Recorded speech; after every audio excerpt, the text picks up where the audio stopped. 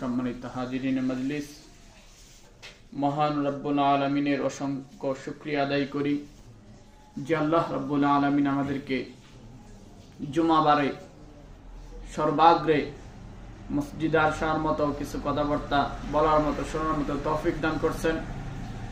সেজন্য দিল থেকে শুকরিয়া জ্ঞাপন করি। আলহামদুলিল্লাহ।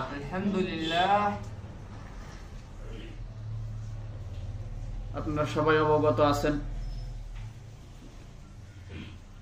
যে আমি কয়েক জুমা থেকে নবী করিম সাল্লাল্লাহু আলাইহি ওয়াসাল্লামের সিরাত অর্থাৎ জীবনী ধারাবাহিক আলোচনা করতেছিলাম।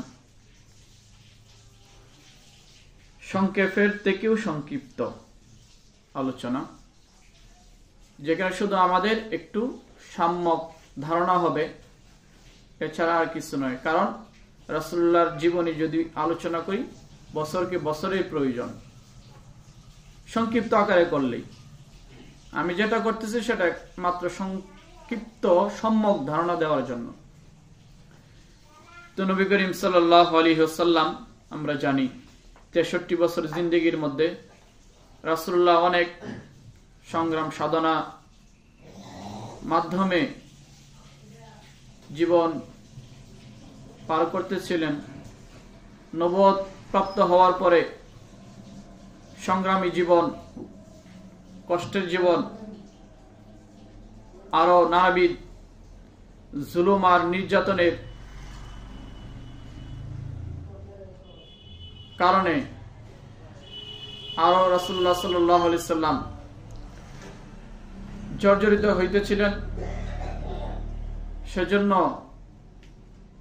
রাসূলুল্লাহ সাল্লাল্লাহু আলাইহি ওয়াসাল্লামের জন্য দুনিয়াটা একদম সংকীর্ণ হয়ে আসতেছিল। এমন মুহূর্তে আল্লাহ রাব্বুল আলামিন রাসূলুল্লাহকে মদিনায় হিজরত করার আদেশ করলেন। মদিনাতে যাওয়ার পরেও কাফের এবং মুশরিক এবং বেদিনরা, ইসলামের দুশমনেরা বসে নেই। তারা রাসূলুল্লাহকে ওইখানে বিভিন্ন সময় যাওয়ার পর থেকে, যাওয়া থেকে নিয়ে যাওয়ার পরে তারা যখন জানলো যে রাসূলুল্লাহ মদিনায় চলে গেছেন, তখন তারা বারবার হামলা করছে। বদর যুদ্ধের যে একটু ঘটনা আমি গত শুক্রবার, আগের শুক্রবারে বললাম, তারও আগে অনেকগুলো ছোট ছোট যুদ্ধ হয় যেগুলো রাসূলুল্লাহ নিজে অংশগ্রহণ করেন নাই, বরং সাহাবায়ে কেরামের এক জামাতকে পাঠাইছেন, তারা মোকাবেলা করছে এবং এগুলোর মধ্যে জয়লাভও করছে। তো তারা নানাবিধ ভাবে ষড়যন্ত্র করতেই ছিল। সেজন্য রাসূলুল্লাহ ভাবলেন যে এখন আবু সুফিয়ান যদি আবার সিরিয়া থেকে ফিরে এসে মক্কায় চলে আসে, তাহলে তারা যে অস্ত্র শস্ত্র নিয়ে আসতেছে তার এগুলো দিয়ে আমাদের উপর আবার আক্রমণ করবে। সেজন্য তাদের এই অস্ত্রের ভান্ডারকে আমরা যদি আটকে দিতে পারি তাহলে তারা একটু দুর্বল হয়ে যাবে। সেজন্য রাসূলুল্লাহ এখানেও এক বাহিনীকে পাঠাইলেন, কিছু মানুষকে পাঠাইলেন, যাতে তারা ওদেরকে প্রতিরোধ করতে পারে। কিন্তু তারা এটাকে আরো ইনিয়ে বিনিয়ে এটাকে যুদ্ধের রূপ ধারণ করলো। ওদিকে আবু সুফিয়ান খবর পাঠাইছিল যে মুহাম্মদের বাহিনী আসতেছে জাহাজকে আটকানোর জন্য, তার সুরক্ষার জন্য আপনারা কিছু মানুষ পাঠান। আবু জাহেল সে যুদ্ধের দামামা বাজিয়ে দিল। সেজন্য রাসূলুল্লাহ ওইভাবে পূর্ব প্রস্তুতি না থাকা সত্ত্বেও সাহাবায়ে কেরামের সাথে পরামর্শ করলেন। উনিও খবর পাইলেন যে মক্কার কাফেররা সবাই আসতেছে আজকে মদিনায় আক্রমণ করার জন্য, মুসলমানদেরকে মিটিয়ে দেওয়ার জন্য। রাসূলুল্লাহ সাহাবায়ে কেরামের কাছ থেকে আশ্বাস পাওয়ার পরে সাহাবায়ে কেরামকে নিয়ে ওই যে বদরের প্রান্তরে যান। ওইখানে রাসূলুল্লাহ নিজে নেতৃত্ব দিয়ে কি করেন, এই যুদ্ধ করেন। রাসূলুল্লাহ এই 10 বছরে 66টা যুদ্ধ পরিচালনা করেন। মাত্র কত বছরে? শেষের 10 বছরে 66টা যুদ্ধ পরিচালনা করেন। তাহলে বছরে অনেকগুলো পরে না? 10 বছরে যদি 66টা করে তাহলে বছরে 5-6টা করে পরে। তো রাসূলুল্লাহ সাল্লাল্লাহু আলাইহি সাল্লাম এই বদর যুদ্ধের আগে অনেকগুলো যুদ্ধ করছেন। এরপর বদর যুদ্ধ হয়েছে। এই বদর যুদ্ধের মধ্যে কাফেররা এবং আবু জাহেল সহ মক্কার যারা লিডার ছিল অধিকাংশ কি মারা যায়। এবং যারা বন্দী হয়ে আসে তাদের সাথে রাসূলুল্লাহ কোনো খারাপ আচরণ করেন নাই, রাসূলুল্লাহর সাহাবারা কোনো খারাপ আচরণ করেন নাই, দুর্ব্যবহার করেন নাই। তারা যেভাবে বন্দীদেরকে, তারা যদি মুসলমানদেরকে ধরে মক্কাতে যেরকম পাশবিক নির্যাতন করছে সাহাবায়ে কেরামকে, যেমন হযরত বেলাল, হযরত খাব্বাব, হযরত উমাইর, এরকম অসংখ্য সাহাবায়ে কেরামকে যারা ইসলাম ধর্ম গ্রহণ করছে, শুধু ইসলাম ধর্ম গ্রহণ করলো এই অপরাধে যারা, তারা যে পাশবিক নির্যাতন করছে, তারা যুদ্ধ করতে এসে বন্দী হওয়ার পরেও তাদের সাথে এই খারাপ আচরণ রাসূলুল্লাহর সাহাবায়ে কেরাম করেন নাই। কিরকম আচরণ করছেন? রাসূলুল্লাহ যে সিদ্ধান্ত দিছিলেন, যে সিদ্ধান্ত এটা যে যারা যুদ্ধের বন্দী আছে তারা যদি ফিদিয়া না দিতে পারে, মুক্তিপণ না দিতে পারে, তাহলে আমাদের বাচ্চাদেরকে লেখা শেখাইতে হবে। আর রাসূলুল্লাহ সাহাবায়ে কেরামকে বলে দিচ্ছেন যে যাদের বাগে, সাহাবায়ে কেরামদের বাগে যারা যুদ্ধবন্দী 70 জন ছিল, এক একজনের বাড়িতে 2 জন 3 জন করে দিচ্ছেন ভাগ করে। রাসূলুল্লাহ সাহাবারা এমনিতেই তো কি দুর্বল, অসহায়, গরিব, সুতরাং নিজেরা খাইতে পান না, এর মধ্যে আবার মেহমান, যুদ্ধবন্দী হইলেও কি রাসূলুল্লাহ বলছেন ওদের সাথে কোনো খারাপ বিহেভ করা যাবে না, খারাপ আচরণ করা যাবে না। তো রাসূলুল্লাহর এই গাইডলাইনকে, রাসূলুল্লাহর এই কথাকে সাহাবায়ে কেরাম অক্ষরে অক্ষরে পালন করছেন। রাসূলুল্লাহ সাহাবায়ে কেরাম, হাদিসের মধ্যে আসছে যে রাসূলুল্লাহ সাহাবায়ে কেরাম এই আদেশ পাওয়ার পরে এমনিতেই নিজেরাও কি দরিদ্র, স্বল্প আয়, এর মধ্যে আবার মেহমান, আবার তাদের সাথে ভালো আচরণের নির্দেশ, সেজন্য সাহাবায়ে কেরাম নিজেরা না খেয়ে, নিজেরা শুধু মাত্র খেজুর খেয়ে, নিজেরা মাত্র শুধু পানি খেয়ে এই শত্রুদের সাথে, এই যুদ্ধবন্দীদের সাথে ওদেরকে ভালো খাবার পরিবেশন করছে। ওই মক্কার তৎকালীন যে খাবার, ভালো খাবার ছিল, বা যার যতটুকু সামর্থ্য ছিল, সেই সামর্থ্য অনুযায়ী কাফেরদেরকে কি করছে? পরিবেশন করছে। এটা হচ্ছে ইসলামের কি সৌন্দর্য।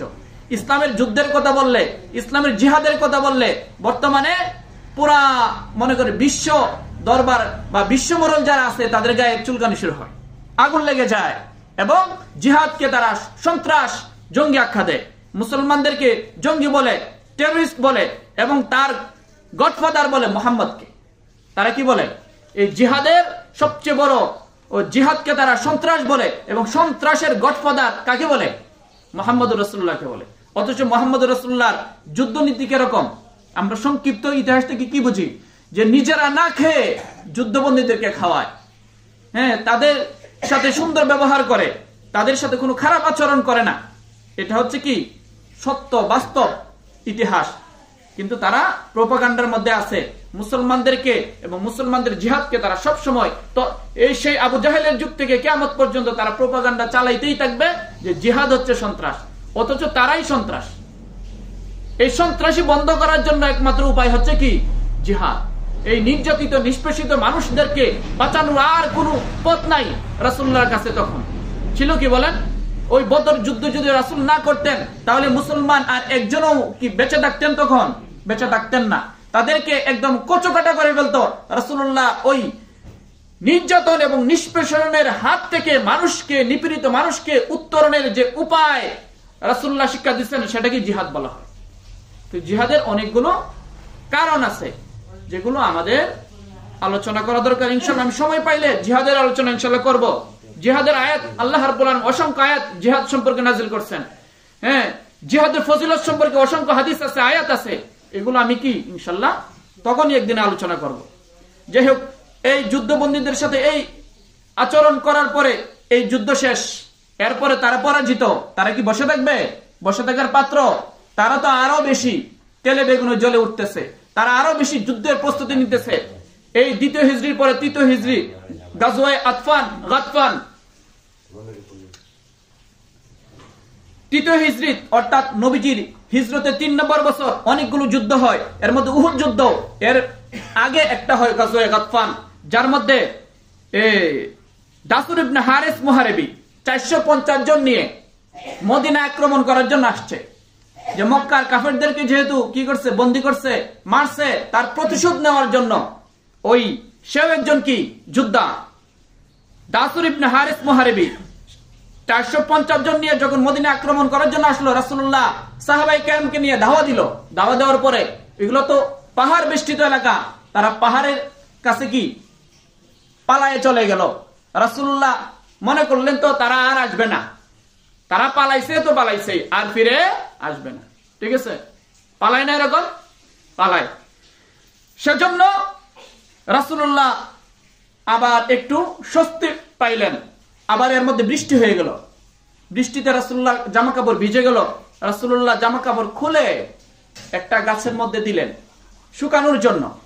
একটু খুলে জামা ভিজে গেলে আমরা করি না, জামা খুলে রোদ্রে দেই, রাসূলুল্লাহ রোদ্রে দিলেন। আর রাসূলুল্লাহ একটু ক্লান্ত ছিলেন, একটা গাছের ছায়ায় শুয়ে পড়লেন।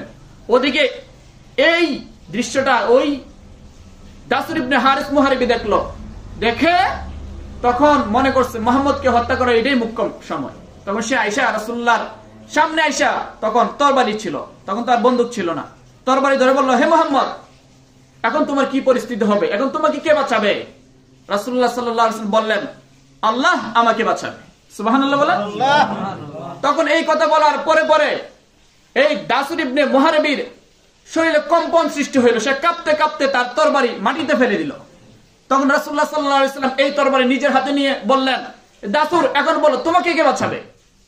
তখন দাসুর হতচকিত হয়ে, অর্থাৎ একবারে আশ্চর্যান্বিত হয়ে, ভয়ে ভীত হয়ে বলল, আমাকে তো আপনি ছাড়া আর কে বাঁচানোর ওয়ালা আছে? আপনি ছাড়া আর কেউ বাঁচানোওয়ালা নাই। কারণ সে তো আল্লাহ বিশ্বাস করে না। বিশ্বাস করে? আল্লাহ বিশ্বাস করে না। সেজন্য সে আসবাবকে দেখে, সেজন্য সে বলছে কে, মুহাম্মদ, তুমি ছাড়া আমাকে আর কেউ বাঁচাইতে পারে না। তখন রাসূলুল্লাহ তাকে আর হত্যা করলেন না, তার প্রতি প্রতিশোধ নিলেন না, রাসূলুল্লাহ তাকেও ক্ষমা করে দিলেন। তখন এই দাসুর, সে যেহেতু যুদ্ধ কি ছিল, কমান্ডার ছিল, কমান্ডার, সে নেতা, তার অনুসরণীয় কি আছে, অনেক ফলোয়ার আছে, তাকে অনুসরণ করে। 450 জন কমপক্ষে তো তার নেতৃত্বে আসছে। সে এই রাসূলুল্লাহর এই আচরণ দেখে, এই হলক দেখে, এই চরিত্র দেখে অভিভূত হয়ে সে সহ তার দলবল সবাই ইসলাম ধর্ম গ্রহণ করবে। অনেকে বলে যে রাসূলুল্লাহ, মক্কার মুহাম্মদ অনেক কটু কথা বলে যে রাসূলুল্লাহ মানুষকে তরবারি রেখে রেখে কি করছে, ইসলামের দিকে নিয়ে আসছে। মানুষকে তরবারির ভয় দেখিয়ে, অস্ত্রের ভয় দেখিয়ে মুহাম্মদ ইসলামের ছায়াতলে আনছে। তাদের কথা পুরাটাই কি বানোয়াট এবং মিথ্যা। সেজন্য এই হচ্ছে গাজওয়ে গাতফানের এই সংক্ষিপ্ত ইতিহাস। এরপরে আরো অনেকগুলো যুদ্ধ, এরপরে আবার উহুদ যুদ্ধ হবে এই 3য় হিজরিতেই। যাই হোক, সংক্ষিপ্ত আলোচনা, আর ওদিকে যাব না।